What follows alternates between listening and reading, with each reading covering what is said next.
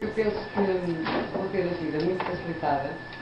Penso não, tenho mesmo a certeza, porque a doutora Graça Ferreira da Silva aflorou, de certa forma, vários dos aspectos que eu também iria falar. Este é um tema completamente envenenado, que os meus queridos colegas do núcleo me destinaram, mais ou menos, porque a hipertrofia ventricular esquerda, enquanto fenótipo, e na ausência de hipertensão arterial ou de doença valvular, existe em cada um de 500 indivíduos. Portanto, é um fenótipo relativamente frequente.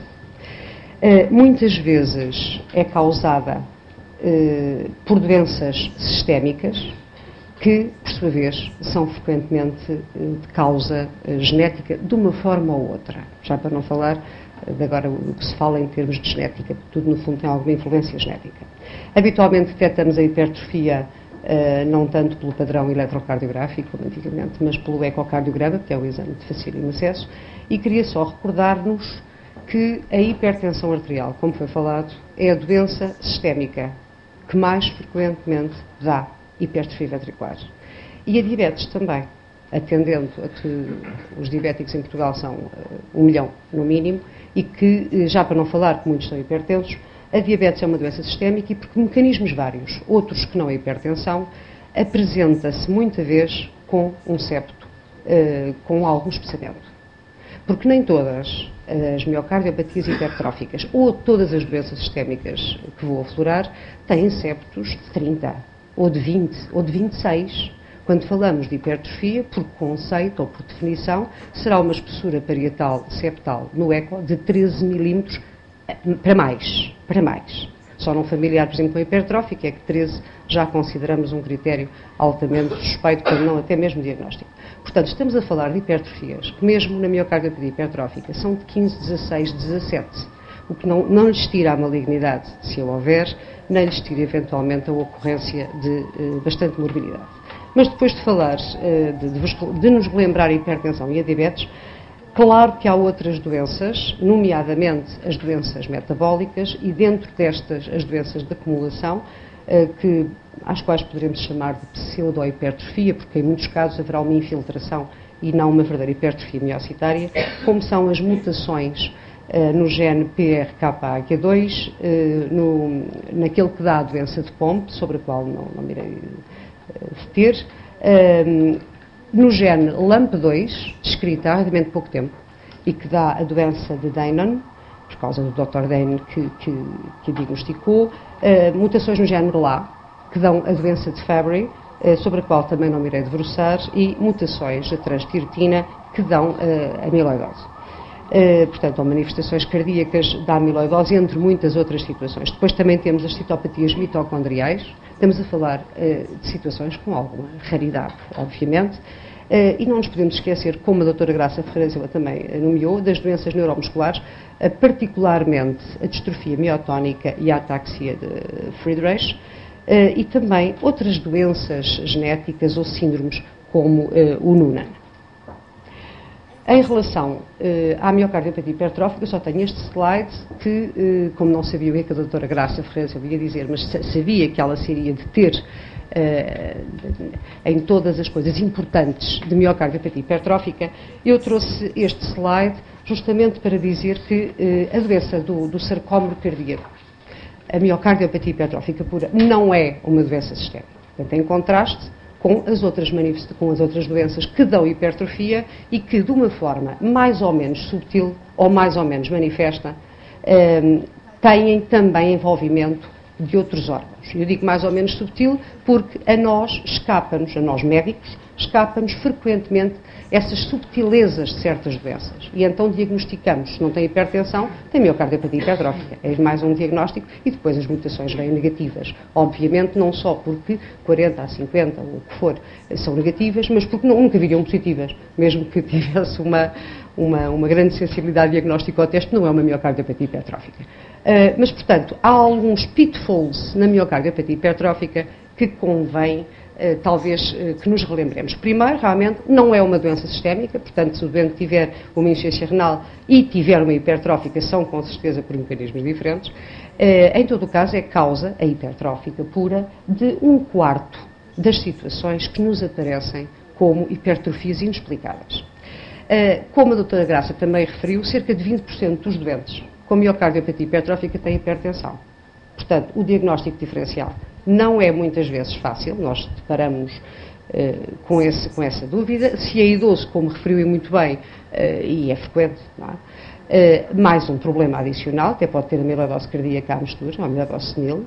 Se tem um aperto aórtico, como também não é raro, e depois uma hipertrofia importante, as coisas complicam-se. Portanto, foi um doente que apresentou, que eu achei interessantíssimo. Nós temos alguns doentes assim, e é complicado. Não tanto para ele, mas para os descendentes. Porque muitas vezes depois têm filhos e netos e nós queremos fazer um screening. Portanto, para o doente, que tem 80 anos e esses problemas todos, isso é um problema menor. Mas para a família talvez não seja. Depois, atenção que a miocardiopatia hipertrófica, tipicamente, é familiar. Nós acreditamos que é sempre familiar. Só que nós não detectamos essa familiaridade. Aliás, se não é, passa a ser. Porque quando há uma mutação num gene, parece-nos um probando esporádico, se ele tiver filhos, a possibilidade de transmitir aos filhos é de 50% para cada um. Portanto, a partir daí, se calhar, torna-se familiar. Mas, em todo o caso, relembrar que, apesar de ser familiar e autossómica dominante, pode ser esporádica. Depois, a morte súbita na família, como também já foi frisado, dado fundamental. Mas os doentes podem morrer por outras situações, não é? E às vezes morrem com outras situações, muito cedo, e também teriam miocardiopatia hipertrófica e nós não sabemos. Se o tipo de hipertrofia ventricular ajuda, a miocardiopatia hipertrófica habitualmente manifesta-se como um espessamento assimétrico do septo, é o mais típico, às vezes tem vulgarmente espesso, mas pode dar qualquer tipo de hipertrofia. Se a morfologia e a cinética septal ajudam, pode ser que sim, nomeadamente para quem tem bastante experiência dessa situação, e o septal geralmente tem um aspecto em banana e hipomóvel. As obstruções são muito úteis na doença, não são para fazer um diagnóstico, mas só existem em 1/3 ou 1/4 dos casos. O ventrículo é pequeno, ou normal, mas não esquecemos que pode dilatar e as paredes afilar. E nós até temos uma situação familiar muito típica de um doente que nós vimos evoluir para miocardiopatia dilatada. Colocou depois um CDI, faleceu em situação dilatada e durante anos, como se apresentou noutro hospital, já com a forma dilatada, a ninguém passou pela cabeça que tinha sido uma hipertrófica, apesar de dizermos e que tinha mutação identificada na troponina I, etc. Mas, portanto, isto acontece. Quando um doente se nos apresenta, a expressão morfofuncional pode não ser a de origem. Portanto, são considerandos que eu considero pertinentes. O eletrocardiograma está geralmente alterado. Tão alterado que eu refiro esta história porque é verdadeira, então ontem estive a ver a situação, porque quando o professor Madeira me diz eletrocardiograma normal, não pode ser hipertrófica. Nós temos um caso, numa série bastante vasta. Perdão, agora temos 2, mas é uma raridade. Em todo o caso, às vezes a hipertrofia progride de uma forma manifesta, tremendamente patológica, o eletrocardiograma é normal, mas é uma raridade. E depois só para chamar a atenção que as alterações da função diastólica, que são praticamente comuns a todos estes tipos de doentes, não ajudam a um diagnóstico diferencial das hipertrofias. Não vou falar nas diferenças entre hipertrófica e hipertensão em termos de achados ecocardiográficos, visto que a doutora Graça Ferreira Silva já falou, mas eu gosto muito deste slide porque nos diz o quanto um diagnóstico de hipertrofia ventricular pode ser cumbersome, pode ser difícil. E dar um nome, um diagnóstico a estas situações na prática clínica realmente não é fácil. Eu aqui poderia dizer que era um Fabry, por exemplo, esta é uma hipertrófica do CUR, e possivelmente todas elas. E, no entanto, umas são hipertróficas, outras não. Isto é um signo metabólico. Esta é uma situação de uma doença de Noonan num homem que nos apareceu recentemente. Outras são situações de miocardiopatia hipertrófica, todas com mutação identificada, exceto esta, num jovem de 13 anos, que tem uma história familiar. O probando é jovem, foi seguido já, era muito jovem, era criança quando foi diagnosticado, e depois toda a família em que detectámos o pai e mais 3 pessoas é estudada e tem miocardiopatia hipertrófica e não identificámos nos 5 genes que era nosso habitual pesquisar qualquer mutação. Agora, as doenças sistémicas.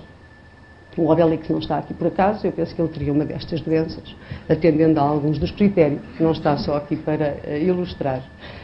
Entre essas múltiplas doenças sistémicas, temos as doenças de acumulação do glicogênio, que existem em cerca de 1 a 2% dos doentes que, por hipertrofia inexplicada, têm um diagnóstico de miocardiopatia hipertrófica. Elas são raras, todas elas são raras.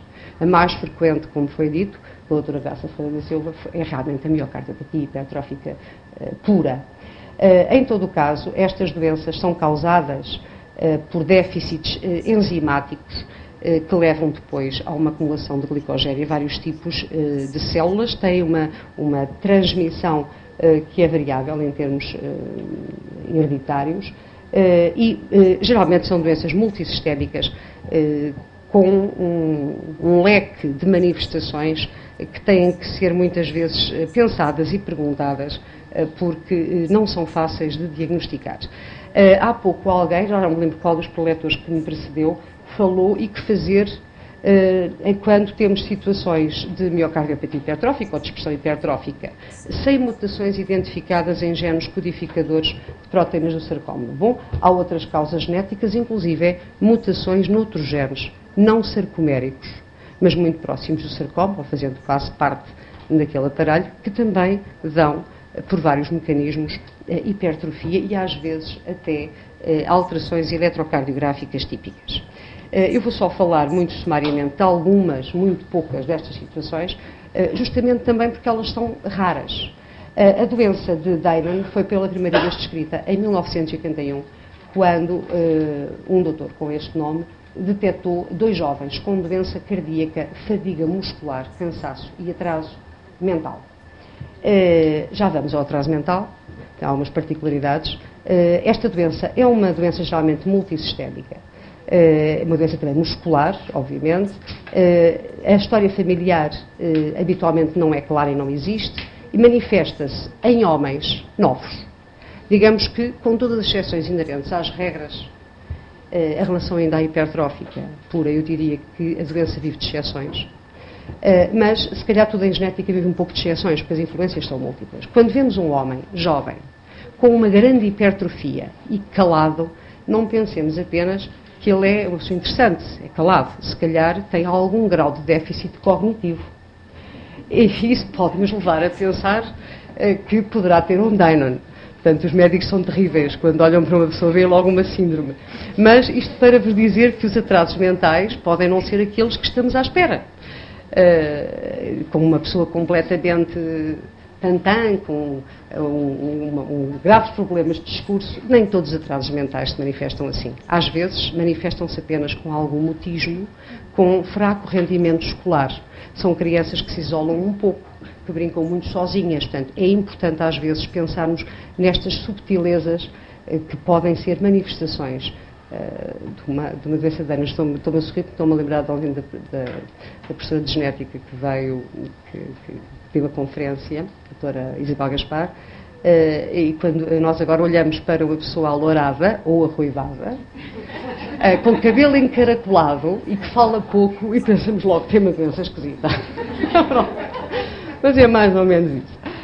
Em todo o caso, a surdez é um componente frequente e são situações muito graves que se suspeitam porque têm frequentemente padrões de pré-excitação com PR curto, com ou sem onda delta, no eletrocardiograma. Mutações no gene PRKAG2, além de terem este tipo de situação eventualmente, evoluem frequentemente para bloqueio auriculoventricular com necessidade de pacemaker em idade precoce.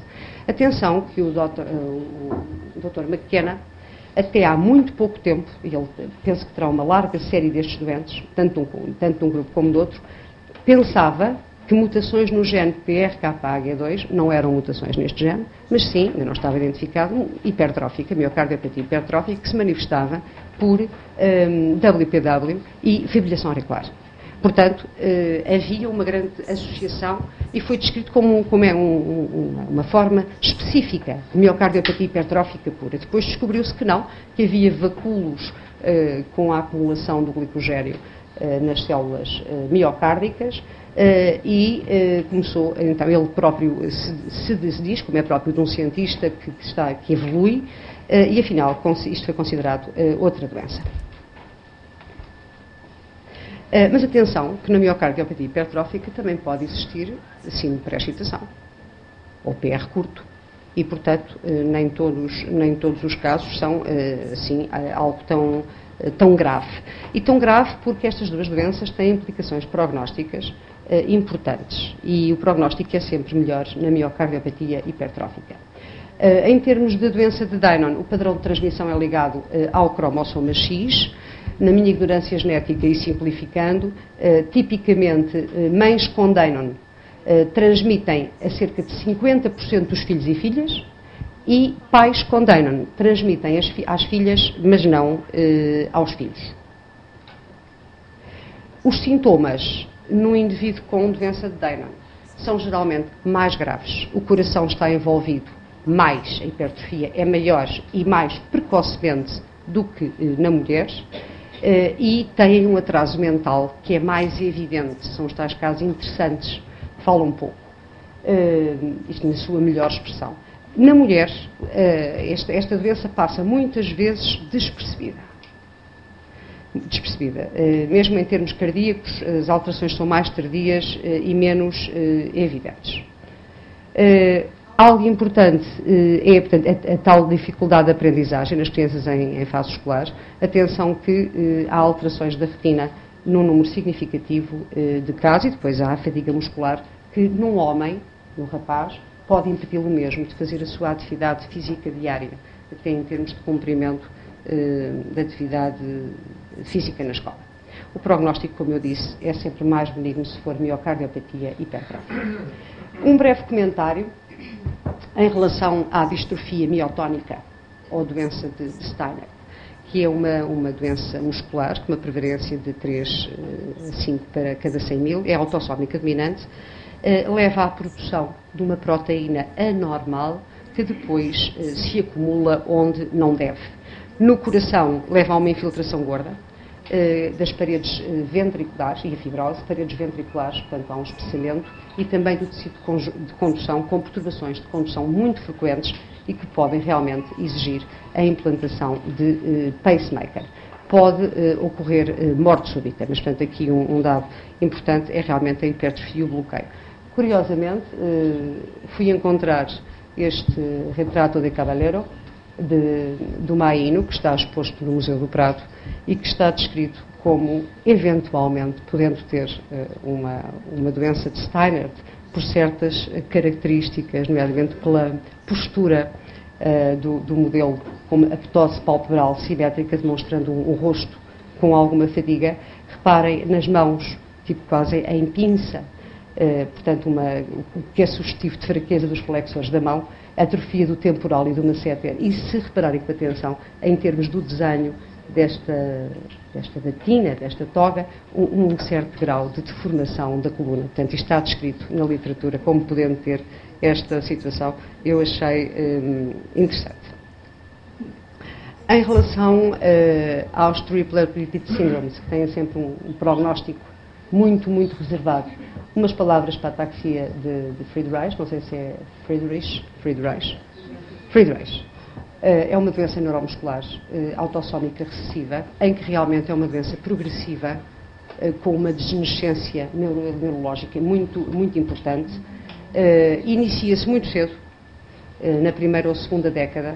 As alterações cardíacas são frequentes, podem preceder as alterações neurológicas, o interesse particular para os cardiologistas, e são de 2 tipos, o envolvimento cardíaco, ou a hipertrofia ventricular, que é o mais frequente, com uma espessura septal que nunca é muito grande e que histologicamente não tem o disarray.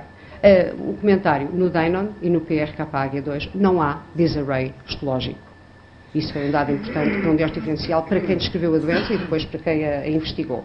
Na forma menos frequente de envolvimento cardíaco no Friedreich, há a dilatação, é uma forma distrófica segmentar, às vezes com zonas afetadas, e que depois, em todo o caso, evoluem para miocardiopatia dilatada. Em todo o caso, desta forma, a função global está sempre um pouco deteriorada. Às vezes, o diagnóstico diferencial com amiloidose não é muito fácil, justamente pela aparência das paredes, com o sparkling. Em todo o caso, depois, eventualmente, pode haver algumas diferenças no estreino. Curiosamente, também, a função diastólica, pelos índices que habitualmente utilizamos, Doppler celular, são normais, em muitos casos, porque a hipertrofia nestes doentes, que não é muito marcada, desenvolve-se de uma forma relativamente rápida. E às vezes o diagnóstico diferencial com outras formas de hipertrofia não é muito importante, não é muito fácil. Claro que além do envolvimento cardíaco que pode preceder em envolvimento neurológico, é um doente, este slide é um slide do Nether, que tem ataxia, tem uma descoordenação de movimentos e até gradualmente pode surgir dificuldade na articulação das palavras. Portanto, é um doente com difícil mobilização. Um dado importante é que não há relação entre o grau de envolvimento neurológico e o grau de envolvimento cardíaco. Arritmias e insuficiência cardíaca já será um fenótipo tardio. A síndrome de Noonan é possivelmente a fenocópia mais frequente em crianças. Aliás, muitos adultos com síndrome de Noonan, como é o caso de um doente que nos apareceu recentemente, que é este, eu peço desculpa, surge por uma razão muito simples. Não é porque este senhor se queixasse nada, ele tem 36 anos, mas porque era pai de 2 bebés, cada um em sua altura da vida, que faleceram com uma hipertrofia gigantesca e que tinham síndrome de Noonan. E, portanto, foram depois pesquisar a mutação no senhor e encontraram. Ele tem algumas alterações da coagulação, que é uma das coisas típicas deste síndrome, mas é um homem de estatura normal e não baixa, como está descrita no Noonan. Não me parece que tenha nenhum atraso de desenvolvimento. Também não me parece que tenha alterações musculoesqueléticas, nomeadamente do tórax, nem craniofaciais. Oculares, enviei-o agora à consulta de oftalmologia, mas, grosso modo, ele também não se queixa de nada. É calado, realmente, é reservado, mas não me parece que isso, neste caso, traduza atraso mental. Esta doença é autossómica dominante. Um dos pais, portanto, pai ou mãe, está afetado em 30% a 75% dos casos. Alterações cardíacas são frequentes e ele tem a mutação que foi detectada em ambas as suas 2 filhas, como eu disse, morreram em idade precoce. Eu penso que estou no penúltimo ou no último, professor.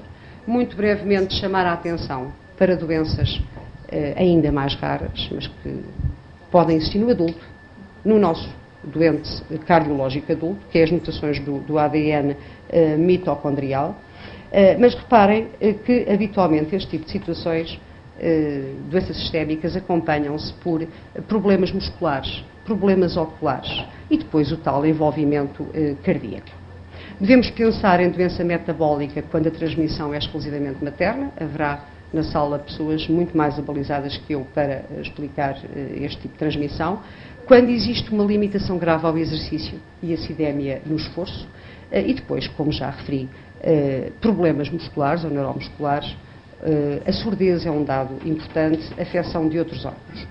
Eu diria à laia de conclusão que teremos que, para diagnosticar como cardiologistas este tipo de doenças sistémicas, ou pelo menos pensar nelas, temos que ir para além da hipertrofia e para além da sua caracterização e estudo por todas as técnicas e modalidades de imagem fantásticas. Teremos que fazer algumas perguntas ao doente, olhar para ele, ver se tem deformações torácicas na marcha, alterações craniofaciais. Ontem falaram-nos do rosto triangular, que era uma coisa que nunca me passaria pela cabeça, mas também nós só vamos pensar nas coisas quando temos o mínimo contacto com elas, nem que seja teoricamente. Alterações da personalidade, alterações cognitivas. Depois, claro, um pouco mais profundamente, se há lesão renal, queixas articulares, os olhos são realmente um órgão a ver. Relembro que ninguém nos vai dizer, a menos que esteja em fase avançada, eu tenho compromisso do rim, tenho compromisso do olho, os doentes não sabem isso, às vezes até vivem há tanto tempo com as suas queixas que não as valorizam. Para finalizar, algo que está por demais a ser repetido, mas que nós na prática não nos podemos esquecer. O erdograma, como a doutora Margarida Lebreiro ontem nos disse, é o meio mais eficaz para a aplicação prática do conhecimento genético à clínica, pelo menos 3 gerações, e pode nos dar informação importantíssima, nomeadamente que a situação é genética, que pode haver outros membros afetados, como é que se comportou aquela eventual mutação ou aquela síndrome ou doença na família, em termos de morte, mas também em termos de expressão, que não morte, e depois, se existir realmente em vários membros da família, a idade em que se manifestou, o tipo de manifestações, eventualmente fatores ambientais precipitantes, e isto pode nos levar a uma mudança de conduta. E falando de outra situação completamente diferente que não é hipertrófica, relembro, por exemplo, na miocardiopatia dilatada, que a descoberta de uma situação genética com morte súbita e BAV, mesmo às vezes em idades muito jovens, pode levar à implantação de um pacemaker profilático. Independentemente da idade, independentemente dos riscos inerentes. Portanto, é que todo o contexto pode ser um contexto maligno. Muito obrigada.